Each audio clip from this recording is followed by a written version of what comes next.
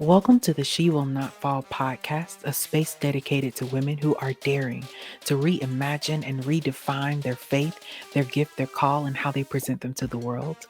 I'm your host, Marielle, and as always, it is a pleasure to be back in this sacred space with you.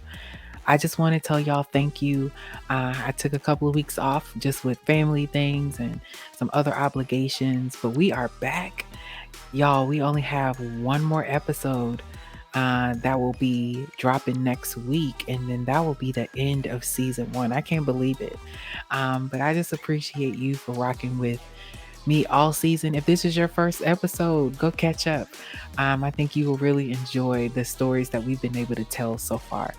Listen, if you're not following us on Instagram, could you go ahead and follow us at She Will Not Fall Collective? Again, She Will Not Fall Collective. If you would like to support the podcast financially, we'd love to have you over in the Patreon community. So you can go to patreon.com/I am Mary LT. And of course, another way to support the podcast that's free is to leave a review, to rate the podcast. That really does help people find us and for us to be able to, expand to some other people who may not otherwise have found us. So you rating and reviewing the podcast is such a huge help. Listen, y'all, we got another amazing episode. This week I talked to Rev Jaz. Y'all, she is so wise beyond her years. And just so intuitive and reflective, and just has such an amazing outlook. And I'm really excited about her future and the things that she's going to be doing and working on. I know you're going to enjoy this conversation as much as I did, and I know you're going to get out of this conversation as much as I did. So, like I say every week, I'm not going to delay any further. Sit back, relax, and let's hear this week why Rev Jaz will not fall. Well, Rev Jaz, I am excited to have you on the podcast. Thank you for being here. Thank you for having me. I'm excited to chat with you.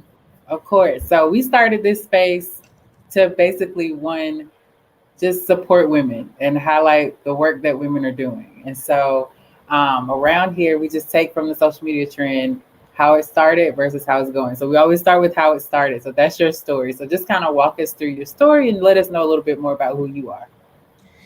Yeah, so how it started in ministry, yeah, or just in general, because I think in general it could be both. So like how you started just childhood and how you got into ministry. Okay, yeah, so how it started, I always talk a lot about the fact that I really am a product of the village in so many ways. I grew up and what people would really consider the hood. A major part of my experience is the experience that people rap about and that people show in movies. And so it was imperative that I had some safety nets in the community. And so I really am a product of a lot of people who were invested in me and my siblings and invested in our family, whether it be some church folk or whether it be the neighbor that I stayed with when I was sick and home from school and my parents were working so they couldn't stay home with me when I was sick, or whether it be people that I just met along the way even after I left home. So I always am clear about the fact that a major part of my journey and how I came to accomplish some of the things that I've accomplished is a product of so many people choosing to invest in me and just being in the right place when I needed them. In terms of ministry, which is actually probably like where my mind first went when you asked this question, or when I knew that you asked this question, is that on the one hand, there was always a something, like a something that was there that I can't quite name, even in this moment, even at 27 years old, at my big age, that I was aware of, even as a child. There was always like a sort of calling towards spirit, even before I was able to identify it as a ministerial calling or identify it as anything at all, really. And it often looked like dreams that became reality later. It felt like an inner nudging when people in the community were about to transition, and just kind of having a certain forewarning about those types of things. It was the urge to pray in the middle of the night, the urge to find meaning in the scriptures that I was reciting. And all of this was when I was too young or too inattentive to really be mindful of those things. It was just something that was there. So there was always a something that was present, but bringing myself and my calling into formal practice, I would say really began as a pulling from the people in my village, which is why I always talk about how critical of a role they played. Like when I was in second grade, I will always get in trouble for talking too much. And even in grad school, I had a professor who would always joke about how I talk a lot in class. And when I was in second grade, I had a teacher whose name was Miss Brinkley. And I was talking a lot. She would send home notes every day. But one day she closed all the blinds, closed the door, turned on some Smoky Norfolk music, and pulled out her holy oil. And she put the whole class in a prayer line. And she put holy oil on my mouth. And she prayed that I would speak when necessary, speak only truths, and learn to be quiet when necessary. And so people like that, a member of my church, her name was Miss Claggan, who prayed over my possession of the Holy Spirit. And I must have been in middle or early high school at that time, because she transitioned in, I think, 2011. And then a woman named Reverend Copeland, who called my mom. And this is really where that pivotal moment kind of happened, when Reverend Copeland called my mom and asked if I would preach for a Sunday school convention. This was before I had done any, major ministerial work, had identified any calling. It was always just a thing that was there, and people, I've been able to identify that thing being there. But that was like the major pivotal moment where Reverend Copeland called my mom and asked if I would preach for this Sunday school convention. And on the way home from basketball practice, because that was my primary concern at that time, just playing basketball, right? My mom mentioned it to me, and I was like, okay, well, you could tell her, call somebody else. No, thank you. I'm not interested. I told them that I would read the scripture or do something else like that. I'll do the call to worship. I didn't even want to pray, just something that I could read and keep it going, like keep pushing, like that's it. But my mom was like, well, I already told her yes, so you need to go ahead and get ready and prepare yourself, because you're doing it now. I already agreed on your behalf. And that was really the beginning of a more formal ministerial journey, that kind of transitioned from what I knew was there and what other people were able to identify, and actually being a part of the process in a practical way. And then after that, the practical piece just kind of snowballed. I preached that one time, and I was like, oh, well, I do hear God speaking, and I know I do have something to say, and I am open to proclamation, and I do have the gift of proclamation. And so after that, I preached a few more times, and then when I was in college, I formally began the process of being ordained. Wow. So what I'm hearing is village is really important, number one. And number two is sometimes people who are around you that are part of your village will see something about your destiny that you don't see it. Exactly. Because your mom's saying, nope, you're doing it. Yeah. That it wasn't me asking you, like, you're going to do this. Like, I'm just telling you. Like, yeah. And it is so funny because even up to maybe last year, people were still calling my parents to ask about me preaching for somebody's service or, something like that. And I had to tell my parents, stop agreeing to stuff on my behalf. Like, I am an adult now with responsibilities. And so these are obligations of my time that you don't have. Yes. You can't be making them kind of obligations on my behalf. But that is how deeply entrenched in community I have grown up to be, and how deeply entrenched in community my family is, that even at my big age, folk will still call my parents and ask for me to come do something, or me to come speak, or be a part of some event. So yeah. So it sounds like you started early, so you were young. Were there any challenges for you because you were younger when you accepted this call, this responsibility, this gift. Like, do you feel like there were any challenges for you in navigating that space? Yeah, I think one of the biggest things that I still kind of am like, man, how do I write this, I guess, quote unquote wrong, even though, I was a child. I think when you are called early and you're pulled into that calling at a young age, um, there's a certain level of maturity that you don't yet have to fully operate in that calling. So like I said, like I knew that there was something there, but for me, it was just another something there. And on the one hand, I'm very grateful for those who are in my village who identified it and spoke to that and pointed to it for me and helped guide me to that space. On the other hand, I was self-righteous to a degree. Like there was this idea of being set apart, and I am just I think self-righteous is probably the best way to describe it, and that comes with just a lack of maturity in the call. Like, okay, I'm called, I have this gift, I have this thing going on.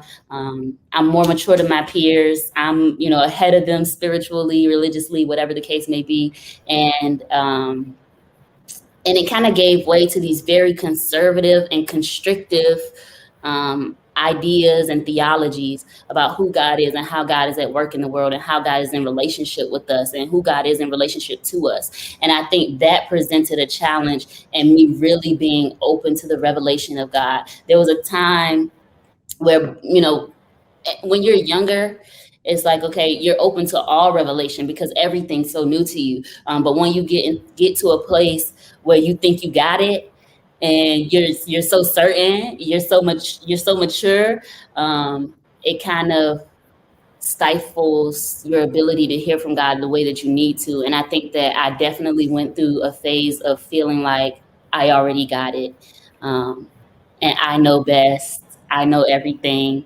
I'm so wise. I'm so mature, and all of the adults around me were affirming this maturity, and I want their approval as a kid. So, see, I think that was probably a major challenge. But I will also say, yeah. So yeah, I'll just leave it there. I'll say that was probably a major challenge. No, and I think that's real. Like I've heard so many people who are younger say the exact same thing you just said. So Yeah. that's definitely real. Like I'll say this. Go ahead. No, go ahead. I think there was a little bit of delay, a little bit of pause, but yeah, like for a good example of that would be the very first sermon that I preached, and it's on YouTube. But I always tell people, if you search my name, don't look at my very first sermon, because it was so judgy. And it was steeped in self-righteousness. And it was just so, I do not agree or align myself with any of the theologies that I held at that time. And it's just a matter of being juvenile. And so I think there was a little bit of clashing between the maturity I thought I possessed and the maturity I actually possessed. That makes what are things, what are you passionate about right now? What do you feel like is the focus for you right now? Yeah, how are things going right now? How are things going right now? I would say that things are going pretty well. My focus, I am in a very transitional space. I guess I should start there. I just left a full-time job to enter into full-time ministry. The church that I'm currently serving is 4.5 hours away from where I live. So I'm also in the process of moving like from one geographic location to another, which also means reestablishing those social connections and reestablishing community, the community that surrounds my ministry in a major way. So I'm in a very transitional space, and that's how it's going, but it is going well. I am currently in the building phase with the church that I'm serving.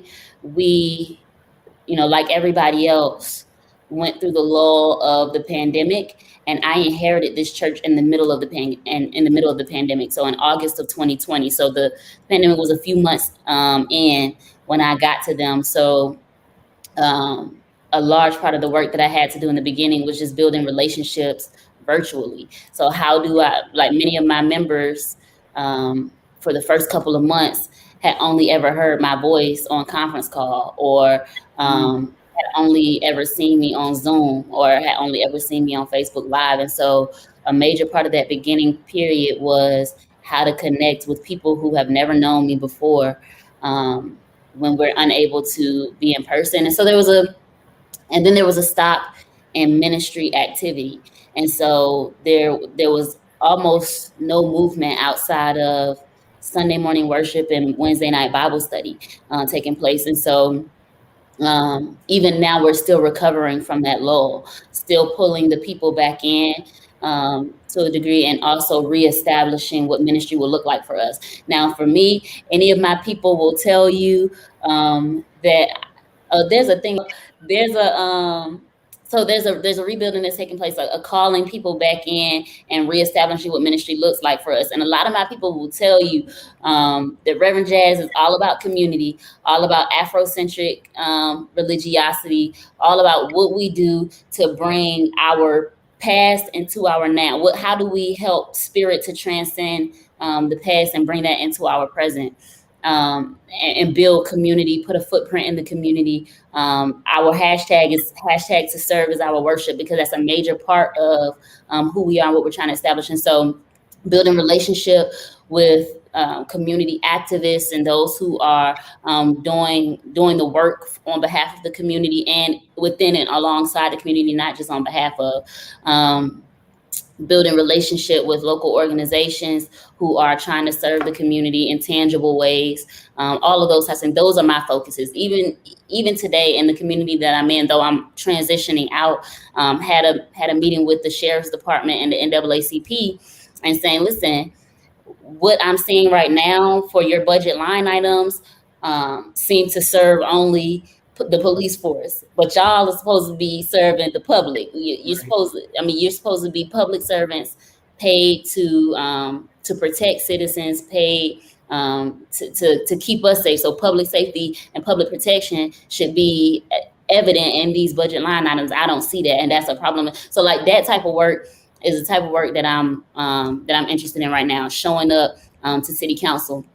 So when it comes to living out my faith in the world, I am really deeply committed to the idea that all of creation is an extension of God's spirit. And if that's true, then the more we spend time sitting with spirit and listening to the voice of spirit, all that we do should be an extension of that relationship. And so on the one hand, my faith being lived out is very public facing. And then on the other hand, there's a major quietness that's taking place in my life right now, a major just sitting in contemplative spaces and just kind of keeping close to my very close network, because I really do believe that how we love, what we give, how we do ministry, who we are is all an extension of our time spent with God or a lack thereof.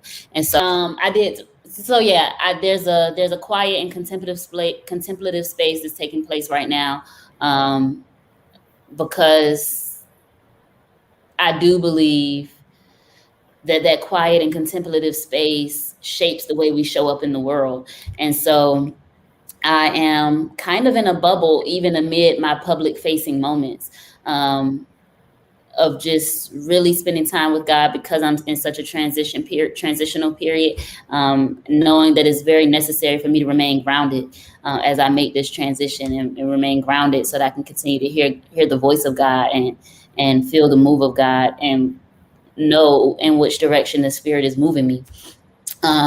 Because I do believe that how we love, what we give, how we do ministry, who we are, all of those things is an extension of our time spent with God or the lack thereof. And so, excuse me. So when it comes to how I'm expressing my faith journey, which I think was the question, is really a matter of contemplative spaces and a matter of everything I'm into being an extension of that time spent. Every protest, every letter to the city council, every meeting with the local sheriff, every sermon, every time I lead my congregation in a service project, all of it is a matter of that quiet time being made manifest in my public facing moments. Yeah. What do you see ahead? So, like, I think we always know kind of where we are, but I think that there's always that vision of, I see something further ahead. What do you feel like that may be for you? Like, what do you think is future for you? Wow, I feel like that's such a jam-packed question. And I actually, because that question is so big, but Yeah. yeah, like, because I actually had this conversation last week with one of my brothers in ministry, and I was just talking to him about how this transitional phase is also a moment of discernment for me. Because I have run for public office before, and I do feel a deep sense of calling in the public sphere and in that space, but I'm not quite sure that God is calling me to hold office. And maybe it is that God is calling me to hold office, but just not right now. Or maybe just not in the areas that I'm living in, because that's not my permanent space. And I have always been very clear about the type of area that I want to do ministry in, where I want to live. And truly, it's a matter of wanting to be in spaces like the one I grew up in, so that I can be for young girls like me, or be for the community what the community was to me, like a matter of a full cycle. But the other part of that, the caveat to that, is there are systems and structures in place that have to be deconstructed, that have to be dismantled, that have to be destroyed. And sometimes that means, and it's a matter, not sometimes that means, so just scratch that, but it's a holding in tandem, meeting the immediate and tangible needs of the community that I'm in, and knowing that there's a long-term project that must take place at the same time. And so when you ask where I see myself, I am praying for God's voice to lead me in how do I do this work that I know is necessary, that I know I'm called to. I don't believe that all necessary work is my calling, but there is a necessary work in those spaces that I feel a deep sense of calling toward, and that God has given me visions of, that I have heard God's voice speak to. But right now, I cannot say exactly what that looks like, maybe 5 years from now, maybe 10 years from now, because I'm still in that discerning process. We box that up and put that to the side, because that's really a matter of spiritual discipline, I think. But there's also the very practical matter. I am a part of an institution, and so where I pastor is not a matter of personal choice, as much as it's a matter of me trusting that the bishops and the presiding elders who are appointed over me are listening for the voice of God as well, and are following the voice of God as well concerning me. And so there's a lot of moving parts. There's a lot of elements that dictate where I'll be 5 to 10 years from now. But I am just praying that when I get there, that God will be there with me, that along the journey, I will be as deeply committed to spirit as I am now, and that spirit will be as committed to me. I hope I don't make God mad enough to stop talking to me. That's all I can say. Yes, I hear that. I hear that. So with this transition, and then your work in the community, how are ways that people can support you, support the work that you are doing, support your ministry as you're making this transition? How can people support you? I think that the more that we start to roll out different projects, like I'm a part of this project titled the Literacy to Liberation Initiative. So the more we start to roll out these types of projects, if folk could give in those moments, or be present in those moments, volunteer in those moments, that would be very helpful. And I typically will post on my social media, and I've given you my handles, I think. But yeah, if people could, share and support in those ways, that would be most helpful. I know that there are ministry connections and ministry ties all over the place, and people have many obligations in that arena. But that's one way that people can be supportive. And I think also one thing that really fuels my journey is knowing that there are other people doing this work, even if they're doing it in a space that's distinctly different from mine, or distinctly separate from mine. And so I just say to my neighbors, keep fighting, keep pushing, keep doing the work, because ultimately it's going to take a matter of all of us doing our part when and where we can. until we're able to do that part, do our part as a whole and as a collective. So yeah. Yeah, that's awesome. Are there any last words that you would like to leave with women who are either wrestling with, um, you know, their call or trying to figure out how do I fit into the world? Like, what am I supposed to do? Or who may just feel stuck, or who may feel like they're by themselves, like they're out there trying to make it, trying to do something and make a difference in this space in their communities, and it's not getting anywhere. What would Mm, you say to them? Is there anything that you would like to leave with them? yeah. I think it's very important that we remain true to who we are and where we believe God is calling us. The work is going to be, the work is often going to grieve us. The work is also, also sometimes going to be a challenge for us, because we're not just dealing with the work we've been called to, but we're also dealing with the hounds of misogyny and patriarchy that shows up to interrupt our work and silence our voices. But I will encourage every woman who's in ministry to connect with other women in ministry who are just as serious about the work as you are, who are just as interested in engaging with other women in ministry as you are, that are a safe space for other women in ministry. Connect with those women, and have some prayer time, have some meditation time, do what you have to do to center yourself and remain grounded, so that when you encounter those challenges, when you encounter that misogyny, when you encounter that patriarchy, when you encounter those moments that will grieve you, you know that the work is all divine still, that you are in the place that God has called you to be in. And if you're not, there will soon come a time that you are, that the journey is all divine. And the work that you've been called to is all divine. That's what I would say to the young women who are entering into ministry. Always be true to who you are and where you believe God has called you to be, and connect with others who are also living into that authenticity. I love it. That's a word. So let me leave it right there. I want to thank you for, sharing your heart and sharing your story and your journey. I say it almost pretty much on every episode, is that's what this space is for, is to encourage women who either have given up, feel like they're by themselves, or just need to hear what other women, their stories, like that's empowering. So thank you for being vulnerable, and thank you for doing the work that you're doing. Yeah, yeah. It is needed, so we're grateful for you. Thank you. Thank you. And thank you for creating this space. I think it's important for us to be able to connect as women in ministry. There's this idea that we don't support one another, or, we're catty or whatever the case is. Like, no, we're not. we At all. we do work together. We do ministry together. And so I'm grateful that you're creating this space, this healthy space, and a space to share. I think you're right about the importance of telling the story of women in ministry. Even as we continue to write the story, we're continuing to journey through the story. And so thank you for documenting this for others and creating a space for all of us to connect. Absolutely. Well, again, from my heart to yours, thank you.